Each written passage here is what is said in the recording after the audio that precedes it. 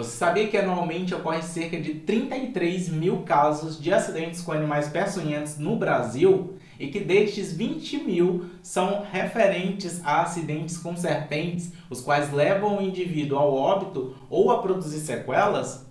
Eu sou o professor José Souza, biólogo, mestre em genética, conservação e biologia evolutiva, e hoje eu vou te ensinar a diferenciar as principais serpentes peçonhentas de interesse médico, distribuição, aspecto clínico e o tratamento em casos de acidentes aí com essas serpentes. E eu ainda tenho uma importante dica para você que ficar comigo até o final. Então, vamos nessa!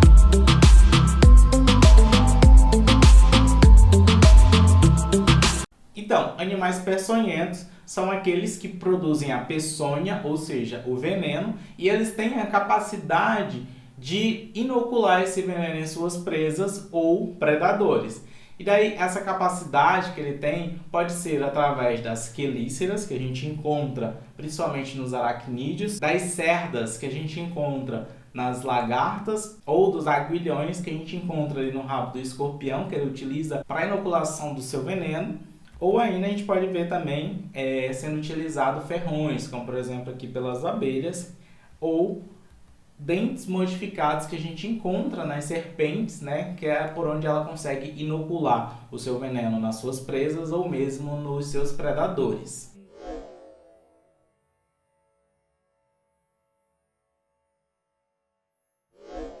O ofidismo nada mais é do que o envenenamento ocasionado pela inoculação de toxinas através de dentes modificados de serpentes, o que pode levar a alterações locais, ou seja, ali no local da picada, como por exemplo edema ou mesmo equimose, que seria aquele sangramento no local da picada, ou ainda ocasionar alterações sistêmicas, afetando mais de um órgão aí no nosso corpo. Vale ressaltar que acidentes com serpentes não peçonhentas são relativamente comuns, porém, na maioria dos casos, eles não evoluem para uma forma mais grave. Isso faz com que eles sejam considerados de menor importância médica. A principal forma de você diferenciar uma serpente peçonhenta de uma serpente não peçonhenta é através da fosseta loreal, que é um aparelho termorregulador que a gente encontra nessas serpentes peçonhentas. Esse orifício ele fica situado entre o olho e a narina dessas serpentes peçonhentas, como a gente pode observar aqui através dessa imagem. Vale ressaltar, pessoal, que o gênero Micrurus, que aí a gente vai ter as cobras corais verdadeiras como sendo representante desse gênero.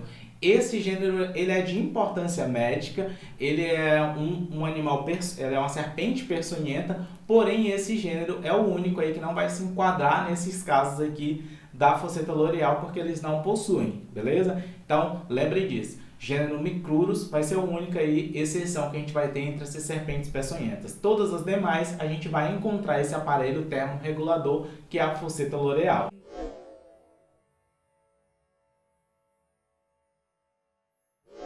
Uma das importâncias na identificação de serpentes peçonhentas das não peçonhentas é porque assim você consegue fazer a dispensa daquele paciente que foi picado por uma serpente não peçonhenta, assim agilizando o processo aí de trabalho. O segundo fator é porque através do reconhecimento e diferenciação dessas serpentes, você ajuda os profissionais de saúde a identificar aquelas serpentes que são de interesse médico naquela região. E em terceiro lugar, vale ressaltar que a identificação correta dessas serpentes vai auxiliar esse profissional de saúde na administração correta do soro antiofídico.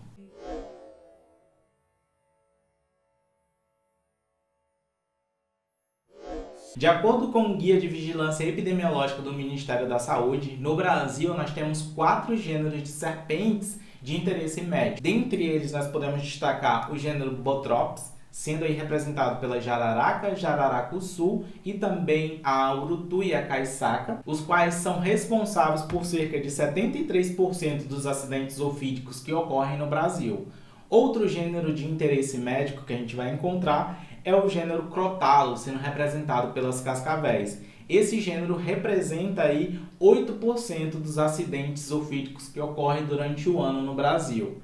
Em seguida, nós temos o gênero Lachesis, sendo responsável aí por cerca de 3% dos acidentes ofídicos que ocorrem no Brasil, tendo aí como representante a surucucu e a pico de jaca. E por último nós temos aí o gênero Micrurus, que é responsável por cerca de 1% dos acidentes ofídicos que ocorrem aqui no nosso país. Aqui nessa tabela a gente ainda pode observar que 3% dos acidentes ofídicos que ocorrem no Brasil, eles são através de animais não peçonhentos, como eu falei para vocês. Porém, como eles não evoluem para formas mais graves, eles são considerados de menor importância média. Em seguida, nós temos aqui que 12% dos acidentes ofídicos, eles são de animais não identificados, o que dificulta, como eu falei para vocês, principalmente a administração correta do soro antiofídico, além também de viabilizar esse atendimento clínico. O gênero Botrops, ele representa o grupo mais importante de serpentes peçonhentas aqui do Brasil, com cerca de 60 espécies, sendo distribuída por todo o território brasileiro. Essas espécies elas podem chegar a medir até cerca de 1,80 m de comprimento. Dentre essas espécies, 7 delas se destacam aí como de importância médica por serem associadas a maiores casos de acidentes ofídicos, sendo elas a Botrops atrox, que é conhecida como jararaca ou jararaca do norte, a Botrops bilineata, que também é conhecida como cobra-papagaio ou ainda jararaca verde. Nós temos também a Botrops erythromelas, que é a jararaca da seca, Botrops alternatus, que é conhecido como urutu cruzeiro ou ainda cruzeira, Botrops moorgeni, que ela é conhecida como caiçaca, a Neuade, que é conhecida como jararaca pintada, jararaca do rabo branco, ou ainda a Botrops leucurus, que é conhecido apenas como jararaca. Essas espécies são as que mais estão associadas aos acidentes ofídicos aqui no nosso país. O gênero Crotalus, eles são identificados pela presença de um guizo ou um chocalho ali na extremidade final de seus rabos. São representados no Brasil por uma única espécie, que é Crotalus duriçus, e possuem ampla distribuição em todo o território brasileiro. Desde da região nordeste, a região semiárida, sul, sudeste, a gente também encontra essas espécies também na região norte do nosso país. As espécies do gênero Lachesis, a gente encontra 2 representantes aqui no nosso território brasileiro, que é a Lachesis multa, que a gente encontra na bacia amazônica, e também a Lachesis rombeata, que a gente encontra na Mata Atlântica, no norte do Rio de Janeiro até a Paraíba. Essas espécies elas podem chegar a medir até cerca de 4 metros de comprimento. O gênero Micrurus, ou as corais verdadeiras, eles são os principais representantes da família Elapidia aqui no Brasil. Possuem cerca de 22 espécies, mas 6 delas são de grande importância médica aqui no nosso território, sendo elas Micrurus corallinus, Frontalis, Lemniscatus, Iboboca, Spix e a Micrurus surinamensis. Essas 6, pessoal, elas possuem ampla distribuição em todo o território brasileiro e elas são as principais responsáveis por acidentes ofídicos aqui no nosso território, sendo que elas são identificadas pelas presenças aí dessas listras vermelhas, brancas e pretas aí distribuídas ao longo do seu corpo, podendo chegar a medir até cerca de 1,5 m de comprimento. E antes de continuarmos a aula, eu quero te lembrar que se você ainda não é inscrito no canal, aproveita esse momento, se inscreve aqui embaixo, ativa o sininho para receber notificações e também compartilha essa aula com outras pessoas, porque assim você vai estar ajudando a mim e ao meu canal a crescer aqui na plataforma do YouTube, ok? Então vamos continuar.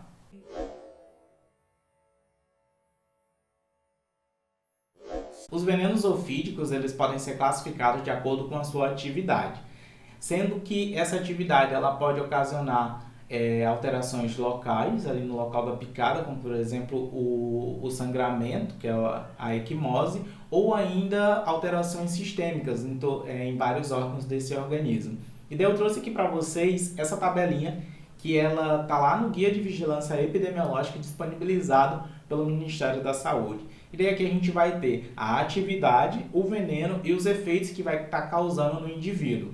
A gente vai ter aqui, pessoal, como por exemplo, a atividade inflamatória aguda, coagulante, hemorrágica, neurotóxica, miotóxica e neurotóxica vagal. Por que é importante a gente saber a atividade dos venenos? Porque assim você também consegue diferenciar através da ação desse veneno qual serpente poderá ter ocasionado esse acidente naquele paciente que chega ali naquele ambulatório sem saber identificar, sem saber fazer a identificação correta da serpente. Nessa tabela aqui a gente pode observar, por exemplo, a atividade inflamatória aguda no veneno botrópico e laquértico. Esses venenos eles vão causar uma lesão endotelial ou ainda uma necrose no local da picada. O efeito coagulante a gente pode encontrar embotrópico, laquético ou crotálico, e eles vão ocasionar a incoagulabilidade sanguínea. O efeito hemorrágico a gente encontra nos venenos tanto botrópicos quanto laquéticos. Vocês vão observar que a ação dos venenos botrópicos e laquéticos eles são bem semelhantes, e isso faz com que as manifestações clínicas elas são bem semelhantes entre si, então é bem difícil diferenciar à primeira vista, né, qual que foi o animal peçonhento que ocasionou aquele acidente, se foi botrópico ou laquético, quando esse paciente ele chega sem essa informação. A atividade neurotóxica a gente vai encontrar nos venenos crotálicos e elapídicos. Lembrando, pessoal, que elapídico são as corais verdadeiras e crotálicos são as cascavéis. Essa ação desse veneno ela vai ter um efeito que bloqueia a junção neuromuscular, e isso vai fazer com que ocorra a paralisia de alguns grupos musculares, podendo levar inclusive esse paciente, fazendo com que ele evolua aí ao óbito. A atividade miotóxica a gente encontra apenas no veneno crotálico, e essa miotoxicidade vai causar mialgia generalizada ou mioglobinúria. O efeito neurotóxico vagal a gente vai encontrar nos venenos das serpentes laquéticas. Esse veneno ele pode causar vômito, dor abdominal, diarreia, hipotensão e choque.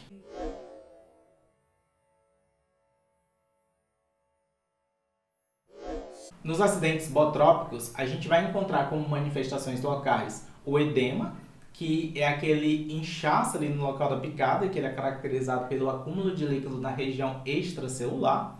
A gente também pode encontrar dor, equimose, que é aquele extravasamento de sangue no local da picada. Também a gente pode encontrar bolhas com conteúdo seroso ou sero hemorrágico, como a gente pode observar aqui nessa imagem. E ainda pode causar necrose cutânea e lesões secundárias que podem levar este indivíduo ao óbito. Nos acidentes botrópicos, as manifestações sistêmicas elas vão se caracterizar por sangramentos em locais como, por exemplo, pele e mucosa. A gente vai ter gengivorragias e equimoses à distância do local da picada. Vamos ter também hematúria, hematêmese e hemorragias em outras cavidades, hipotensão, hipovolemia e também a insuficiência renal aguda. E isso vai evoluir aí para um choque, e se não for, como eu falei para vocês, se não for medicado, se não for feito ali o soro antiofídico, esse paciente ele pode evoluir para um óbito. Nos acidentes laquéticos, as manifestações locais e sistêmicas elas vão ser bem semelhantes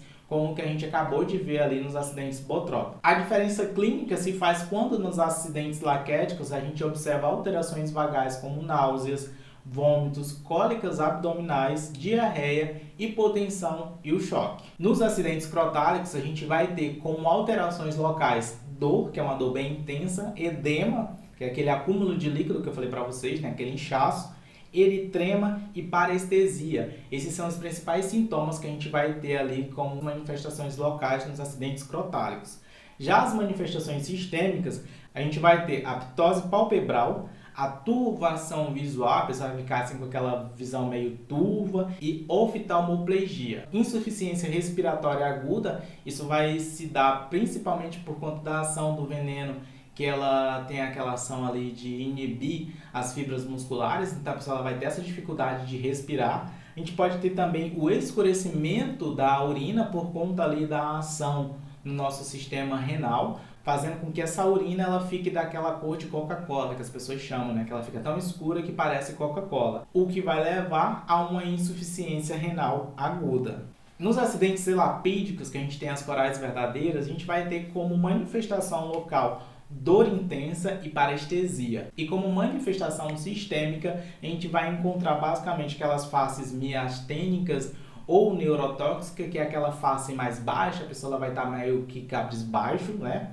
Por conta ali daquela ação nos músculos da face, e insuficiência respiratória aguda. E isso é muito importante, pessoal, porque essa é uma das principais características dos acidentes elapídicos, porque eles logo evoluem aí para uma insuficiência respiratória aguda. Por isso é super importante a administração rápida e correta do soro antiofídico nesses pacientes vítimas aí de acidentes elapídicos.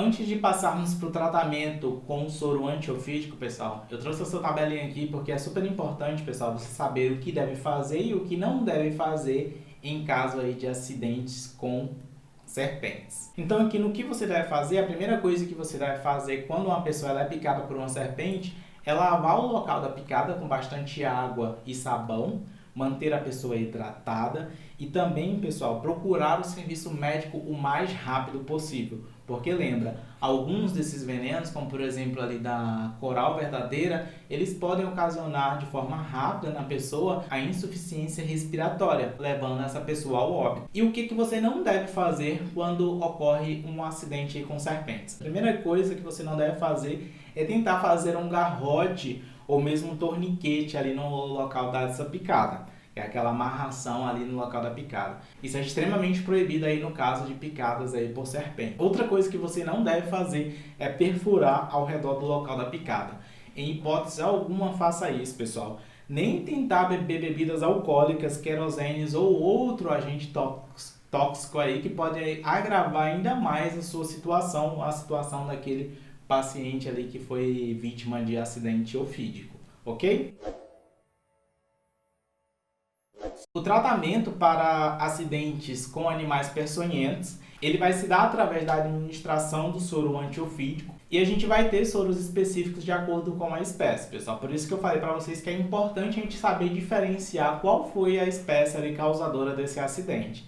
E a gente vai ter para os acidentes botrópicos, os soros antibotrópico e o soro antibotrópico laquético. Esses dois soros eles podem ser administrados no caso aí de acidentes em acidentes botrópicos. E esses acidentes, pessoal, eles vão ser classificados como leve, moderado ou grave. A gente vai classificar esse paciente como um quadro leve por acidente botrópico quando tiver um quadro local discreto com sangramento em pele ou mucosas, podendo haver apenas distúrbio de coagulação. E vai ser administrado de 2 ou 4 ampolas de soro antibotrópico. Já nos casos moderados e graves, a gente vai estar aplicando o soro antibotrópico laquético e daí a gente vai estar administrando de 5 a 8 ampolas nos quadros moderados, que são aqueles que possuem edema e equimoses evidentes, sangramento sem comprometimento do estado geral e também podendo haver alguns distúrbios de coagulação. A gente vai classificar os acidentes botrópicos como graves quando este indivíduo ele apresentar alterações locais intensas, com bastante hemorragia, aquela hemorragia bastante grave, e também hipotensão e anúria. Nesses casos graves, a gente vai estar administrando 12 ampolas aí desse soro antibotrópico laquético. Já nos acidentes laquéticos, pessoal, o único soro que a gente vai estar administrando é o soro antibotrópico laquético. E daí a gente também vai estar classificando as 3 formas, como eu falei para vocês, leve, moderado e grave, sendo feita a administração nos casos leves de 5 ampolas do soro antibotrópico laquético. Nos quadros moderados a gente aplica 10 ampolas e nos quadros graves a gente aplica 20 ampolas desse soro antibotrópico laquético. Lembrando, pessoal, que os quadros graves a gente também vai ter aquele alteração local intensa com bastante hemorragia e também com bastante manifestações vagais, como eu falei para vocês, aquela náusea e aquela dor abdominal intensa que diferencia os acidentes laquéticos dos acidentes botrópicos. Nos acidentes crotálicos a gente vai estar fazendo a administração do soro anticrotálico, sendo que esses acidentes eles vão ser classificados de forma moderada ou grave. Nas formas moderadas a gente vai estar aplicando 10 ampolas desse soro anticrotálico, sendo que nos casos moderados a gente vai estar encontrando alterações neuroparalíticas evidentes, mialgia ou mioglobinúria, que seria aquela urina escura, ela vai estar presente, porém de forma bem discreta. Já nos casos graves a gente vai encontrar as alterações neuroparalíticas de forma bem evidente, a mialgia e a mioglobinúria, que é aquela urina cor de Coca-Cola, ela vai estar bem intensa. E também a gente vai ter oligúria. Nesses casos graves, é feita a administração de 20 ampolas aí do soro anticrotálico. Já nos acidentes elapídicos, pessoal, a gente vai estar administrando soro antielapídico e todos os casos eles são considerados potencialmente graves pelo risco aí da insuficiência respiratória. Então, na suspeita aí do acidente elapídico, já é feita então a administração do soro antilapídico, são 10 ampolas desse soro. Então, pessoal, hoje eu te ensinei o que são animais peçonhentos, como diferenciar as principais serpentes peçonhentas de interesse médico aqui no Brasil, sua distribuição, características, aspectos clínicos e também o tratamento que é feito em cada um desses acidentes. Que tal agora vocês treinarem esse conteúdo através de resolução de questões? Aqui embaixo eu vou disponibilizar para vocês um link, o qual vocês vão estar podendo aí treinar essa parte de acidentes ofídicos. Vai ter ali algumas questões que vocês vão estar podendo responder. O gabarito e a resolução desse exercício eu vou estar trazendo para vocês aqui no próximo vídeo do nosso canal. Então por hoje é só. Eu espero que você tenha gostado da aula. Se você gostou, não esquece de se inscrever no canal, deixa teu like aqui embaixo, teu comentário. Nos vemos na próxima aula.